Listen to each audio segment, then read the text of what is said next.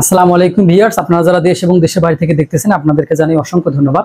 আজকে আমরা জানবো অল্প জায়গার ভিতরে কিভাবে আপনারা বাড়ির ডিজাইন করবেন এবং এই ডিজাইনে 2 তলা পর্যন্ত করতে গেলে আপনাদের কত টাকা খরচ হবে আমরা আজকে স্টেপ বাই স্টেপ জানবো এবং সিস্টেমটা আজকে আমরা দেখে নেব। তো এইখানে যে জায়গাটা রয়েছে এই জায়গার মাপ হচ্ছে 32 ফিট। এই দিক দিয়ে আমাদের 32 ফিট এবং এই দিকে আমাদের মাপ আছে 24 ফিট।